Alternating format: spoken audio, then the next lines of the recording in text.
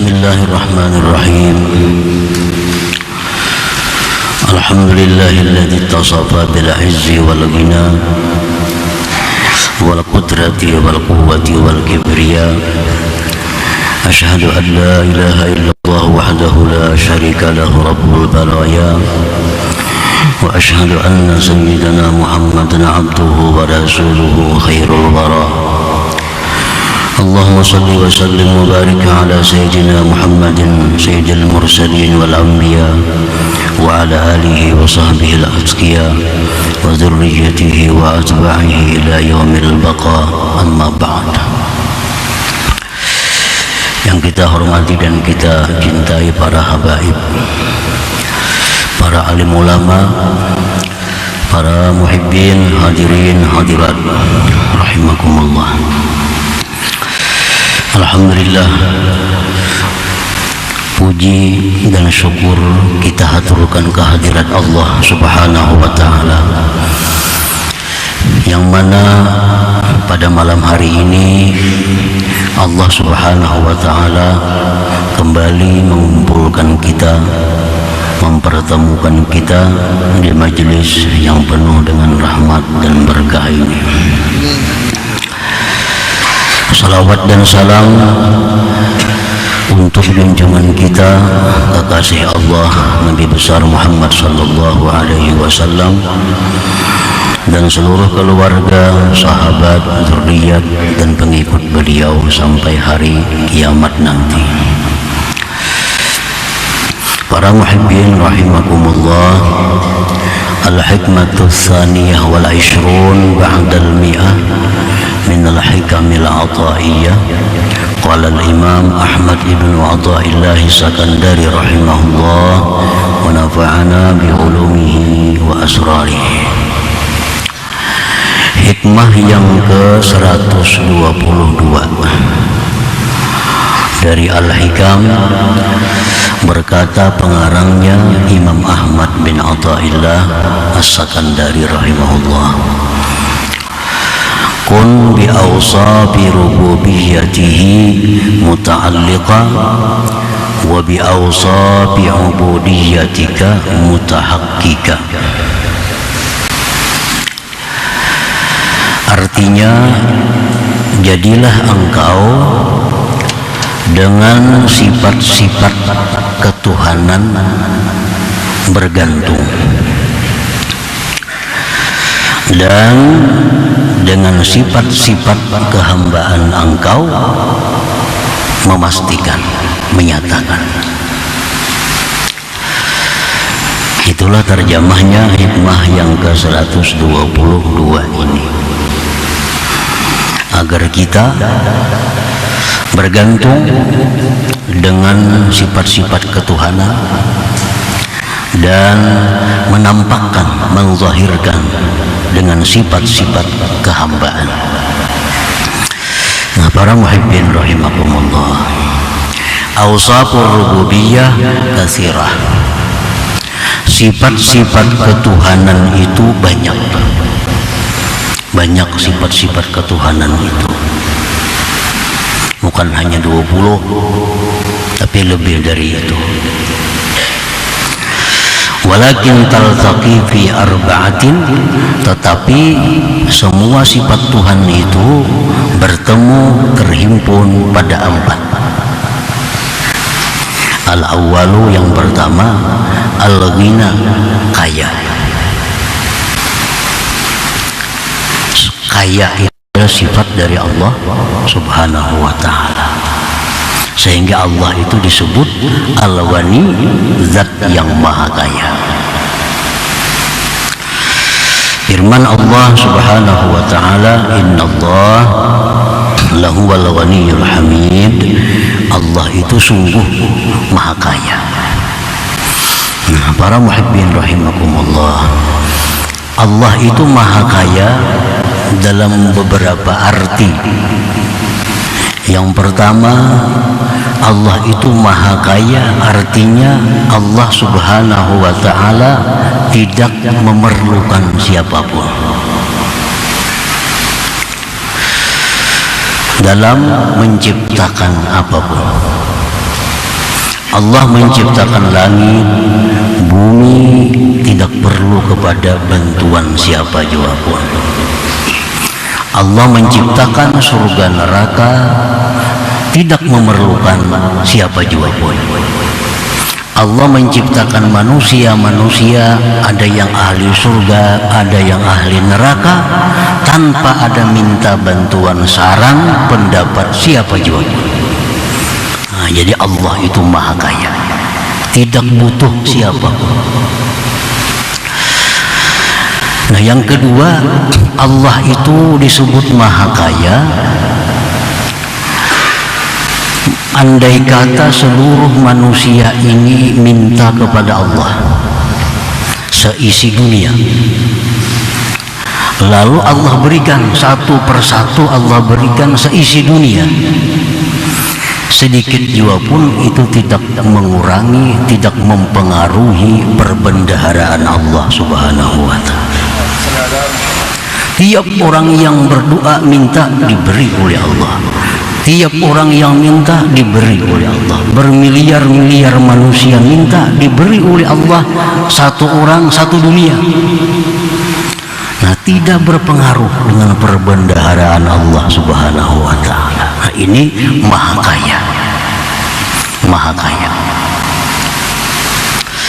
Innallaha lahuwal ghaniyyul hamid. Jadi kaya itu adalah min awsafir rububiyah, itu salah satu dari sifat ketuhanan.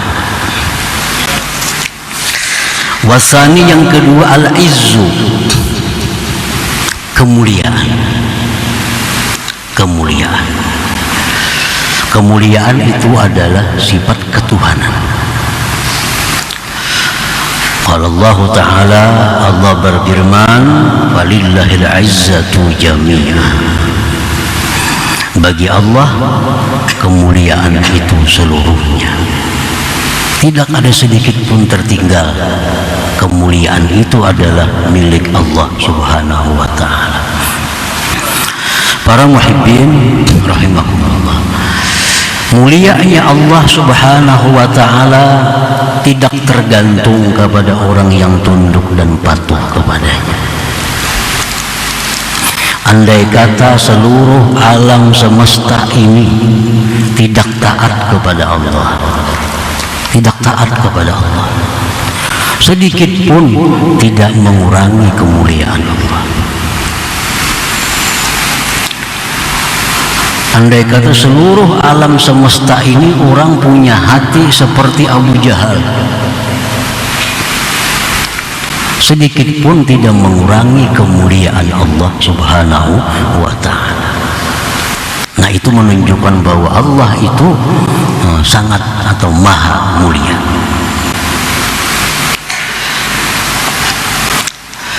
Wasalisu yang ketiga, sifat ketuhanan itu adalah al-qudratu, kuasa. Allah kuasa. Allah berfirman, lillahi ma fis samawati wal ardi wa ma fihin wa huwa ala kulli syai'in qadir. Allah itu kuasa.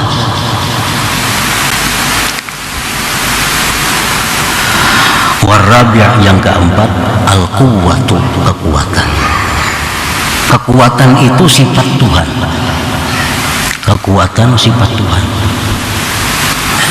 Maksudnya kekuatan itu adalah Allah Subhanahu wa ta'ala punya kekuatan untuk menjalankan apa yang dikehendakinya. Apa yang dikehendaki oleh Allah, Allah punya kekuatan untuk melaksanakan itu. Dalilnya firman Allah, in rabbaka huwal qawiyyul aziz. Tuhan engkau itu sungguh maha kuat. Nah, para muhibbin rahimakumullah, jadi seluruh sifat-sifat ketuhanan itu taltaqi fi arba'atin, terhimpun dalam 4 perkara itu. Wa awsaful ubudiyah katsiratun aidan taltaqi jami'uha bi arba'ah. Demikian pula sifat-sifat kehambaan. Nah, sifat kehambaan pun banyak pula, terhimpun seluruhnya pada 4 perkara. al-faqru kepakiran, waz-zullu kehinaan, wal-'ajzu ketidakberdayaan, wad-dha'fu kelemahan. Nah, ini kumpulannya segala sifat hamba terkumpul pada 4 itu. Hamba itu berhajat. Jangankan untuk mengatur orang lain, mengatur dirinya sendiri, hamba ini berhajat kepada orang. Apalagi mengatur orang lain. Mengatur dirinya sendiri pun dia berhajat kepada Allah Subhanahu wa ta'ala. Kehinaan, ketidakberdayaan, dan kelemahan. Nah, itu kumpulan dari sifat-sifat kehambaan dalam 4 perkara tadi. Para muhibbin rahimakumullah, hikmah yang ke-122 ini beliau pengarang mengatakan bahwa hendaknya kita bergantung, bersandar dengan sifat ketuhanan, namun berpakaian dengan sifat kehambaan. Hati bergantung dengan sifat ketuhanan, tetapi zahir kita berpakaian dengan sifat kehambaan. Nata'allaq ayyuhal 'abdu bighinahu ta'ala wastaghni 'amma siwah wa la taftakir ila syai'in dunah takun ghaniyan billah. Bergantunglah wahai hamba dengan kekayaan Allah, dan terkayalah dari selain Allah. Jangan berhajat kepada sesuatu selain Allah. Niscaya engkau menjadi orang yang kaya dengan Allah Subhanahu wa ta'ala. Jadi kalau hendak kaya, kaya yang sejati, kaya yang tidak akan bakal miskin, kaya yang tidak akan bakal bangkrut, maka kayalah dengan Allah Subhanahu wa ta'ala. Kalau kita kaya karena banyak harta, kita tahu harta kita itu binasa. Kalau kita kaya dengan banyak kebun, kebun kita binasa. Kalau kita kaya dengan banyak macam-macam itu binasa. Tapi kalau kita kaya dengan Allah, nah kita akan kaya yang selama-lamanya. Karena Allah itu selama-lamanya. Nah, jadi takun ghaniyan billah, jadilah engkau orang yang kaya dengan Allah Subhanahu wa ta'ala. Jadi hati kita ini kita gantungkan bahwa hajat kita itu hanya kepada Allah. Ini hati. Hati kita tidak memerlukan kepada siapa jua pun selain daripada Allah Subhanahu wa ta'ala. Nah, ini ta'allaq ini fil batin. Nah, gantungkan di dalam hati bahwa kita tidak perlu, kita tidak berhajat hanya dengan Allah, kecuali kepada Allah. Wa ta'allaq bi'izzihi ta'ala wa saghir fi 'ainika dunah wa la tata'azzaz bi ghairihi takun 'azizan billah. Bergantunglah engkau dengan kemuliaan Allah. Nah, jadi hati kita ini kita gantungkan, kita sandarkan kepada kemuliaan Allah. Dan kecilkan pada pandangan engkau selain Allah. Selain Allah itu kecil, selain Allah itu remeh. Dan jangan engkau mencari kemuliaan dengan selain Allah. Jangan cari kemuliaan dengan harta, dengan cari kemuliaan dengan kedudukan. Jangan cari kemuliaan dengan sesuatu selain Allah. Takun azizan billah, jadilah engkau orang yang mulia dengan Allah Subhanahu wa ta'ala. Nah, kalau orang mulia dengan harta, hartanya habis, mulianya habis. Orang yang mulia dengan sebab dekat dengan manusia yang mulianya mati, dia pun habis kemuliaannya. Tapi kalau kita menggantungkan kemuliaan dengan Allah, kita akan mulia selama-lamanya, karena kemuliaan Allah itu selalu selama-lamanya. wa ta'allaq bi qudratihi ta'ala wa la taltaji illa ila qudratihi takun qadiran billah. Dan bergantunglah engkau dengan kekuasaan Allah. Jangan bersandar kecuali kepada kekuasaan Allah. Jadilah engkau orang yang kuasa dengan Allah Subhanahu wa ta'ala. Orang ada yang kuasa dengan sebab kedudukannya. Orang yang kuasa karena kejagoannya.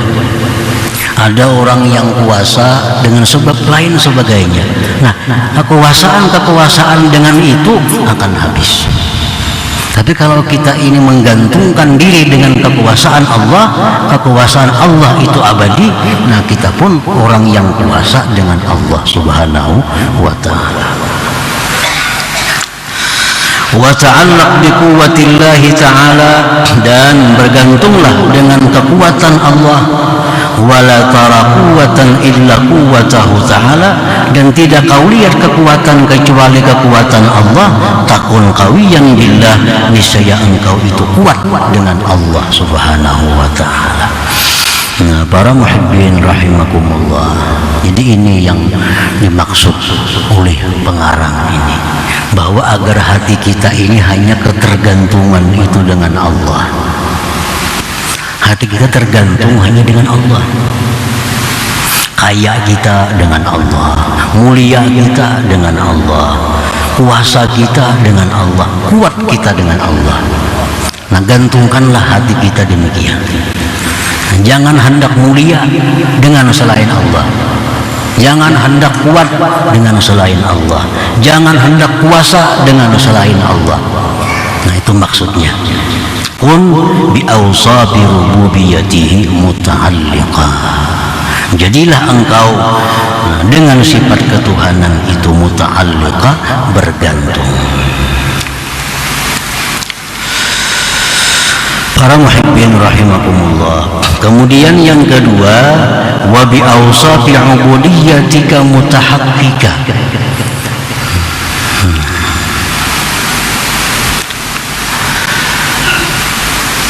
Dan nampakkanlah sifat-sifat kehambaan engkau. Nampakkanlah sifat-sifat kehambaan engkau. Sifat kehambaan itu adalah seperti yang tersebut tadi, terkumpul pada 4 perkara. Pertama, kefakiran. Kedua, kehinaan. Ketiga, ketidakberdayaan. Yang keempat, kelemahan.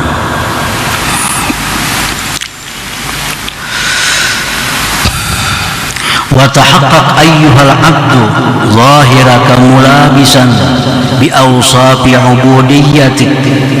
Nyatakan, wahai hamba, zahir engkau itu berpakaian dengan sifat-sifat kehambaan engkau.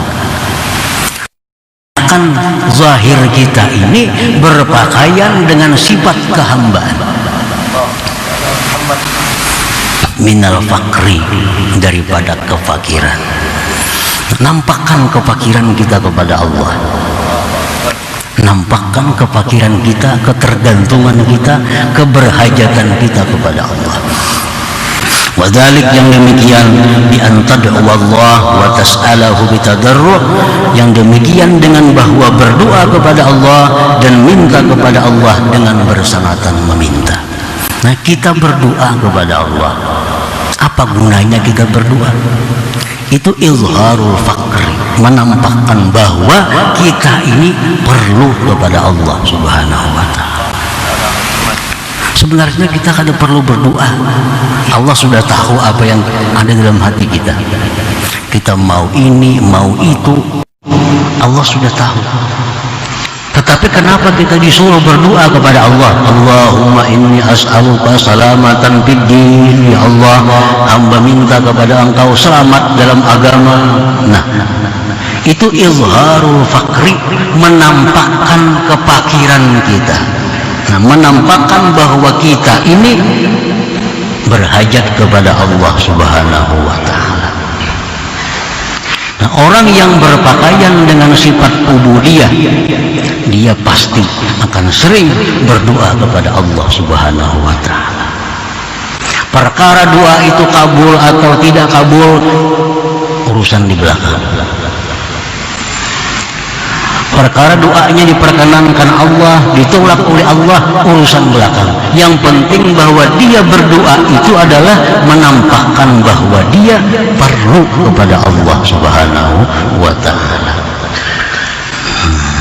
Ini orang yang berpakaian dengan sifat kehambaan. Orang yang berpakaian dengan sifat kehambaan seperti fakir tadi. Nah, bila orang itu suka berdoa kepada Allah, suka minta kepada Allah, nah, ini menunjukkan bahwa dia sangat perlu kepada Allah Subhanahu wa ta'ala. Nabi-nabi yang dahulu mencontohkan bahwa ada yang minta kepada Allah, ya Allah hamba sakit gigi, apa obatnya? Urusan sakit gigi minta kepada Allah, tunjukkan apa obatnya. Nah, itu izharul faqri, menampakkan fakir kita. Nah, itu disuruh. Makin banyak kita berdoa kepada Allah, makin nampak fakir kita. Makin banyak kita berdoa, makin suka Allah Subhanahu wa ta'ala, makin gembira Allah Subhanahu wa ta'ala, makin banyak berdoa.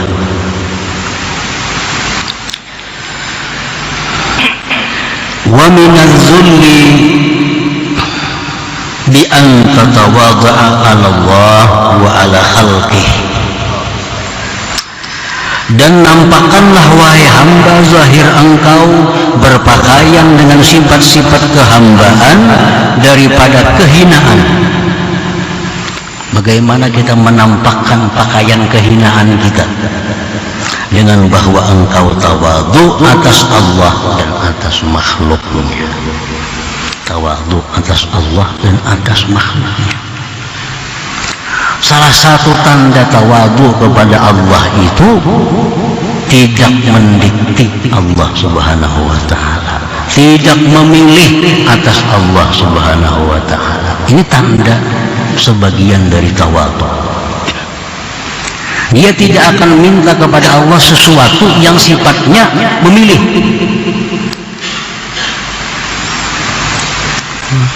Misalnya, ya Allah, jadikanlah hamba orang yang kaya. Nah, ini doa orang yang takabur atas Allah, karena dia menganggap bahwa kaya itu lebih baik bagi dirinya.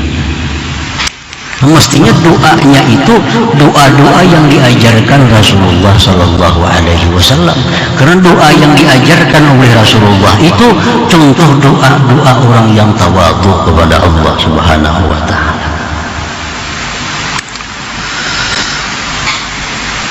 Rasulullah itu intinya doa-doa beliau, ya Allah, hamba minta kebaikan kepada engkau, menurut apa yang engkau baik berikan kepada hamba. Nah, ini contoh orang yang tawadhu atas Allah. Ya Allah, berikanlah hamba yang terbaik menurut engkau untuk hambamu ini. Nah, itu inti doa-doa Rasulullah seperti itu.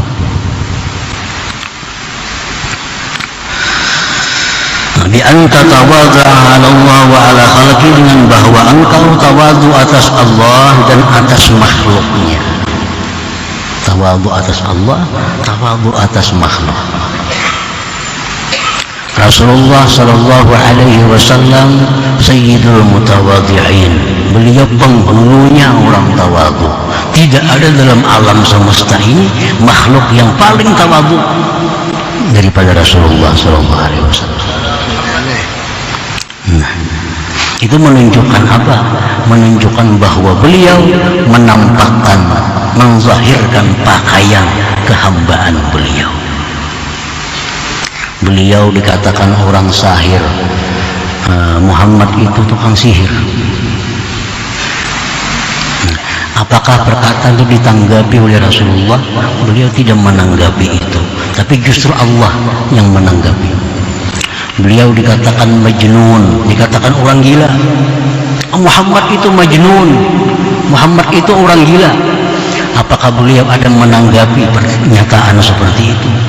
Sedikit pun beliau tidak menanggapi hal-hal seperti itu. Ada perlu ditanggapi.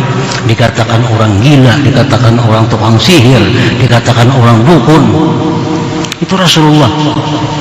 Karena apa? Karena beliau menampakkan sifat kehambaan beliau. Beliau bergantung kemuliaannya dengan Allah Subhanahu wa ta'ala. Oleh karena itu Allah yang langsung menanggapinya lewat kalamnya Al-Quranul Karim. Wa ma anta bimajnun, engkau tidak gila wahai Muhammad. Itu contoh. Para muhibbin rahimakumullah. Wa min al-ajzi bi an la tatluba ar-ri'asah wal wilayah wal imamah. Dan nampakkanlah wahai hamba zahir engkau berpakaian dengan sifat-sifat kehambaan daripada ketidakberdayaan, dengan bahwa engkau tidak meminta riasah kepemimpinan, tidak meminta kekuasaan, tidak meminta keimaman. Jadi orang yang merasa bahwa dirinya ini tidak mampu, pasti dia tidak akan menuntut untuk diangkat jadi ketua ini, pemimpin ini, itu. Karena merasakan bahwa al-ajaz tidak mampu. Kalaupun mereka memegang kekuasaan, itu bukan kehendak mereka, bukan tuntutan mereka. Imam Abu Hanifah radhiyallahu anhu, Imam Malik radhiyallahu anhu, beliau dipukuli, disiksa, bahkan dipenjara gara-gara beliau tidak mau memangku jabatan sebagai qadhi. Beliau mau diangkat jadi qadhi, beliau menolak. Ditangkap, dihukum, dipenjara, dipukuli. Nah, beliau tidak menginginkan riasah, tidak menginginkan kekuasaan. Karena apa? Karena menampakkan ketidakmampuan sebagai sifat kehambaan mereka.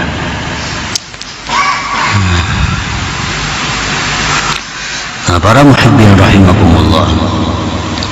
Wa minad dha'fi, dan daripada kelemahan. Artinya wa tahaqqaq ayyuhal abdu zahiraka mulabisan li awsatil ubudiyah minad dha'fi. Nampakkanlah wahai hamba zahir engkau itu berpakaian dengan kelemahan. Contohnya bi an la taqula li syai'in taf'alu fa'altu wada illa ayyasha Allah. Contohnya bahwa tidak engkau katakan bagi sesuatu yang akan kau perbuat, aku perbuat besok insya Allah. Kalau orang yang mengatakan besok pasti datang, besok pasti bayar, besok pasti selesai, nah ini orang yang tidak punya sifat kehambaan. Itu Allah Ta'ala yang bisa pasti itu. Kalau kalam Allah itu pasti. Allah menyatakan ini orang ini pasti terjadi. Kalau hamba illa ayyasha Allah. Nah, kalau kita tanpa insya Allah, itu kita sudah merebut bagian dari sifat ketuhanan kita. Kalau tanpa insya Allah, segala sesuatu yang akan kita kerjakan di belakang hari atau di belakang waktu itu mesti ada insya Allah. Nah, para muhibbin rahimakumullah, tahaqqukul 'abdi bi awsafi 'ubudiyatihi bil zahir alamatu ta'alluqihi bi awsafi rububiyyatihi ta'ala bil batin. Nah, nampaknya si hamba dengan sifat-sifat kehambaannya pada zahir. Orang ini zahirnya nampak suka berdoa, suka minta doa. Orang ini zahirnya nampak tidak sombong, tidak takabur, tidak suka kepemimpinan. Nah, ini satu tanda bahwa orang ini batinnya bergantung dengan Allah Subhanahu wa ta'ala. Itu tandanya. Tanda orang yang hatinya bergantung kepada Allah Subhanahu wa ta'ala, zahirnya nampak sifat-sifat kehambaannya. Nah, para muhibbin rahimakumullah, selanjutnya hikmah yang ke-123.